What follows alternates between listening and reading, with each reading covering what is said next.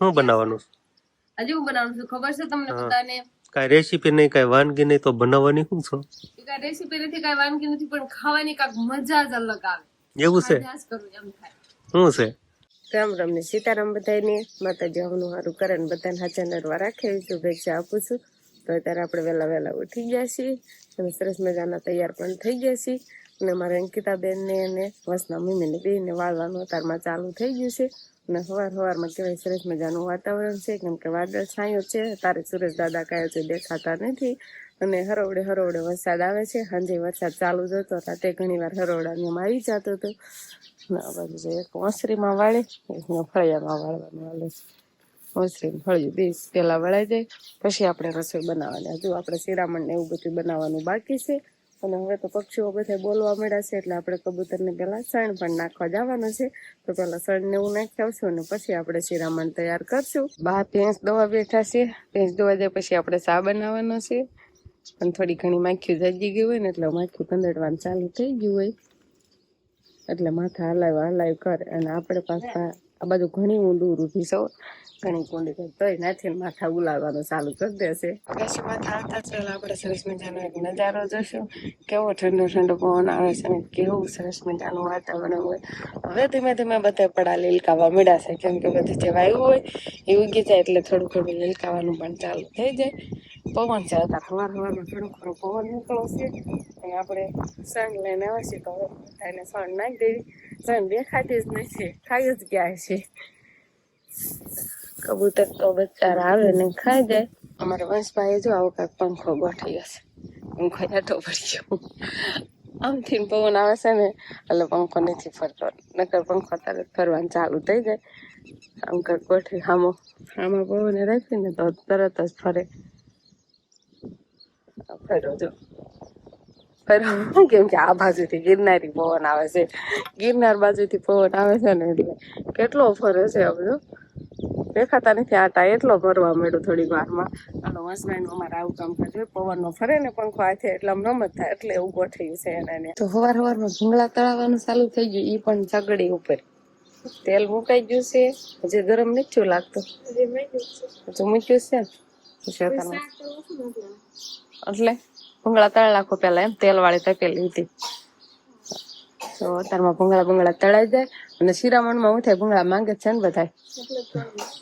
યફર ખૂટી ગઈ ને, અમે બટાકાની યફર બનાવી હતી. યફર ખૂટી ગઈ ને એટલે કે હવે કાંઈક ભૂંગળા તો તળો. યફર ની આમ ટેવ પડી ગઈ હતી ખાવાની. અને શિરામણમાં યફર ને એવું ખાતા ને તો રોટલી થોડીક ઝાંઝી હાલતી હતી, એવું થતું હતું ને. એટલે ભૂંગળા તળ નાખો. તો બહાર આપણે ચૂલો જગાવી શિરામણ ની રોટલી બનાવી છીએ. તારે ચૂલે જ રોટલી બનાવવાની છે, કેમ કે અત્યારે તો બંટાણા લઈ લીધા હતા ને અગાઉ, એટલે વરસાદમાં પલ્લેલા નથી એટલે બાળ પણ સારી થાય છે. તો શિરામણ ની રોટલી તૈયાર થઈ જાય, આપણે વણવાનું બનાવવાનું ચાલુ જ છે. તો આ બાજુ હવે ગરમા ગરમ ચા તૈયાર છે, રોટલી અને આપણે જો શિરાવા બી ગયા છીએ. શિરાવાનું હાલે છે. વાટકામાં રોટલી લીધી ને એમાં ઘી નાખ્યું છે. અને શુવાની બેને જાગી જશે, ભૂંગળા ખાય છે અત્યારમાં. નહીં ભૂંગળા ખાશો ને અંકિતા બેન ને શિરાવાનું હાલે છે. અને બાને સાસ ફેરાઈ ગઈ છે એટલે હવે માખણ ઉતારવાનું હાલે છે.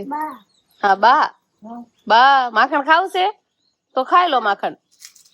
શિવાની બા માખણ દેજો. તો બા માંડવીના દાણા શેકે છે તેવીમાં. બા મીઠા વાળા અગાઉ કરવાળા તો મીઠું તો આમાં ચોટી જવા કે તોય હારા શેકાઈ જશે. ખેતર જવાનું હોય એટલે આવું કાંઈક શેકીને હારે રાખવું પડે, ખાવા થાય નહીં બા. મસ્ત લાગે, મસ્ત લાગે, મસ્ત જ લાગે ને આવું તો. જો તો મસ્ત જ લાગે ને. જો શેકાય છે અને મીઠું થોડુંક તવો ઘડીક ઓલી થઈ જશે, કેમ કે મીઠું ને એવું બધું હોય ને, પણ મીઠા વાળા મીઠાશ આવે, ખાસીંગ જેમ જ લાગવા મળે થોડાક, નહીં બા. તો વાંડો થવા મળ્યો. રામ ને સીતારામ ડાયરા તો આજે થોડોક વરાપ નીકળી ગયો છે અને થોડોક પવન વધારે છે એટલે થોડીક બહુ ભીની માટી હોય તો ઈ હબ કોરી પડી જાય. એટલે આજે મોટા ભાઈ આગીવાડીએ મગફળીમાં હાથી હાંકવા જવાના છે.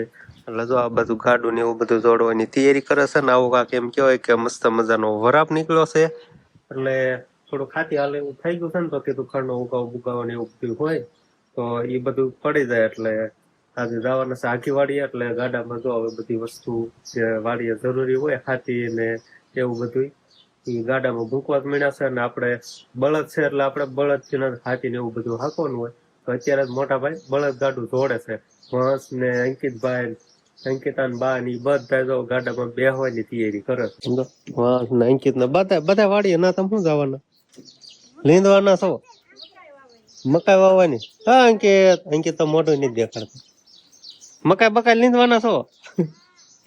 તો વાંસ ને અંકિતા બધા તો ગાડામાં બેસી ગયા છે અને હવે જવાના છે આખી વાડીએ. બળદ ગાડું ઠેઠ લઈને જવાના છે. અહીંથી લગભગ 1 કિલોમીટર જેટલું આગું થઈ જાય છે અને ટાંડા પૂગશે ને અડધી કલાક ઉપર તો પાકું થઈ જાય. તો આજે છે ને ચૂલા પર બકડી સડાવી, નથી કાંઈ રેસીપી બનાવવાની, નથી કાંઈ વાનગી બનાવવાની, તોય બોલો ચૂલે બકડીઓ આ સડાવી. તેલ બેલ આવી ગયું છે સમજે? કેમ એમ કર્યું? આજ શું બનાવવાનું? હજી હું બનાવું છું ખબર છે તમને બધાને? કાંઈ રેસીપી નહીં, કાંઈ વાનગી નહીં, તો બનાવવાની શું છો? કાંઈ રેસીપી નથી, કાંઈ વાનગી નથી, પણ ખાવાની કાંઈક મજા જ અલગ આવે. એવું છે? અભ્યાસ કરવું એમ થાય. શું છે? તો દેશી ગોરડ હોય, દેશી ગોરડનો જે ગોંદર હોય ને એને કાચો એમને ખાવી તો ચીકણો હોય ને ખવાય નહીં, પણ એને તમે તળીને અને કરકરો કરીને ખાવ તો કેવી મજા આવે. મજા આવે એમાં. તો આજે છે ને આપણે ઓરિજિનલ ગોરડનો ગોંદર, સ્પેશિયલ એમ કહેવાય કે ગોરડનો ગોંદર છે ને એને આજે તેલમાં તળીને ખાવાનો છે. ઈ ખાવાની પણ મજા આવે. એવું ન થાય? તો આવો કાંઈક સરસ મજાનો ગોંદર છે અને તળવાનો કે દુકાનેથી લાવવા નથી, મારા દાદા ખુદ ગોરડ માંથી જઈને વીણીને લાવ્યા હતા ને મને આપ્યો છે, એટલે મારે હવે એને તળવો છે અને પછી મારે ખાવો છે. અને આપણે ગોરડના ગોંદરને ઓરિજિનલ શું કામ કહીએ? કેમ કે એના દાદા લઈને આવ્યા છે ને એટલે એને હાથે જ વીણેલો છે, એટલે એમાં કઈ બીજી ભેળસેળ હોય નહીં, એટલે આપણે ઓરિજિનલ ગોરડનો ગોંદર કહેવાય. આપણે લેવા જઈએ ને તોય મળતો નથી, તોય એમાં ભેળસેળ હોય. પણ આ તમે જોવો ને કાજ ખબર પડી જાય, ગોંદર માં જ ખબર પડી જાય. પડી જાય કે નહીં? તો હવે આને હું તળવાનું છે ને, આને ઘીમાં તળીને ખાવ ને તો બહુ સારું કહેવાય, પણ અત્યારે આપણે તેલમાં તળીશ. તેલમાં તળીશ. આમ થોડો સરખો તળાવવા દીજો. થોડાક નાના નાના ગાંગડા નાખો, નકર પછી કાચા રે એવું ન થાય. નાના મોટા નાખતી યારે બધા મોટા નખાય. તમે છે ને ખાલી ગોંદર ખાવાનો અવાજ સાંભળવાનો કેવી મજા આવે છે. હા તને મજા આવે? શું મન બનાવે ગોંદર ખાતા ને એનો અવાજ ખાલી ખાવાનો આવે ભારે આમ કુડ કુડ આવે. તમને સંભળાય કે ન સંભળાય પણ આમ તાજું છે. કેમ છું? ગરમ લાગી ગયું? ગરમ લાગ્યો બોડાતું. મને ઠરવા દો ને, ઉતાવળા થઈ જાવ છો. જાઓ કાક તળીને દેખાય. તો આવો કાક સરસ મજાનો ગોંદર આ તળાય કેવો તળાનો જો? એ સાલો તળાનો. આ અંદર થી છેજે કાસો ને હોય, આ હાવ તળાઈ ગયો કમ્પ્લીટ. આ ખાવ આને કરકરવા જ આવશે. તો તમે પણ આ રીતે કાક ગોંદર તળીને ખાધો છે કે નહીં? એમ કેવી મજા આવે કરો કોમેન્ટ. હાલો આપણે જો આ ગોંદર ખાવાનો છે. ગોંદર ખાવો સારો લાગે ને પછી દાંતમાં ઉખાડવો સારો લાગે. હા બે દાંતમાં છોટી જાવ. હા આપણે તો આમાં ઉખાડ જ રાખવાનું નથી.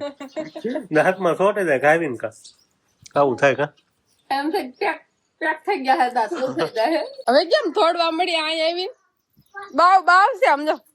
એ શેકલા ઉડાડે, શેકલા ને સણવાનો દે પણ કેવી વાહન જાય સમજો. તી વિહાન ભાઈ ને બધા ક્યાં આટો મારી આવ્યા? અહીંયા ઓલા ઘરે ગયા તા. હામું જોવે છે. ગોંદર ખાવા છે તારે? હાલો હાલ હાલો હાલો મમ ખાવું છે? હા મેડ ખાવા હાલો તો શાક તો શાક તો ખરા મજા આવે. કડ થાય આ શાક તો ઈ નહીં, આ શાક શાક હા ખાતો ખાવો. શિવાની દીધો તળેલો ગોંદર એમાં નો એમ કરે જો ન કકડાવે છે.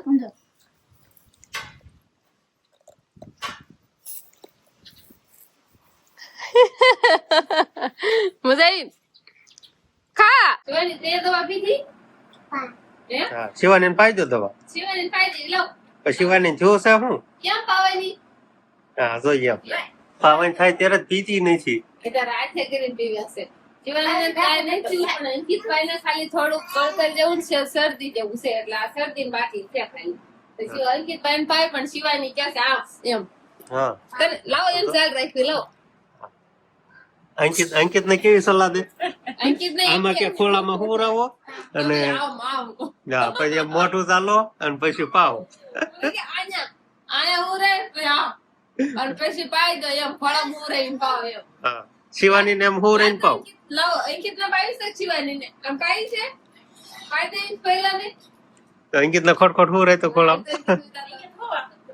અંકિત ને પાઈ દો, હાલો પાઈ દો. દે હબ ભાઈ લે મોટું ચાલ ભાઈ મોટું ચાલ મોટું ચાલ હાલ મોટું ચાલ મોટું ચાલજે. હા જય હા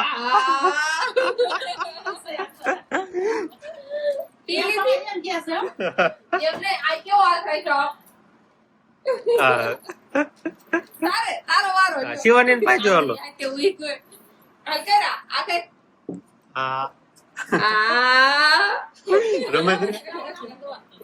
ખોટી જયારે પાવાની હોય ને ત્યારે આમ પીવે જ ને અત્યારે એમ નથી પીવાની ને એટલા ફોન કરે છે બધા આમ પીવાય ને આમ પવાય ને એમ ખોટું ખોટું કરી લાવ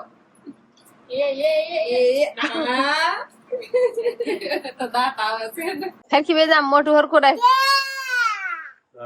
એમ રાયડું ન નાખવાની હોય હરખી બેસ એમ ખાવાનું હોય. જો વિહાન રોવે છે શિવાની બેન ને ફોન આલે એને નથી રહેવું જો કેમ રોવે વિહાન કેમ રોવે છે વિહાન એને આવડે કેમ રોવે એમ રોવે છે. તો વાળું કરવા બેસી જશે શિવાની ના પપ્પા દૂધ ને રોટલી ને એવું બધું વાળ કરવા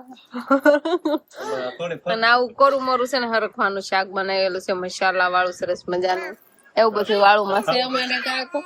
તો હવે વાળું પાણી કરી લઈશું. તો બસ હવે આજનો દિવસ કાંક આપણે આવો રહ્યો. તો આ સાથે જ હવે આજનો બ્લોગ આપણે અહીંયા પૂરો કરશું. તો વિડીયો તમને કેવો લાગ્યો કમેન્ટમાં જરૂર કહેજો અને તો પસંદ જ આવ્યો હોય તો લાઈક કરજો શેર કરજો અને ચેનલમાં નવા હોય તો ચેનલને સબસ્ક્રાઇબ કરી લેજો. તો ફરી પાછા મળશું આપણે નવા બ્લોગમાં. તો બાય બાય.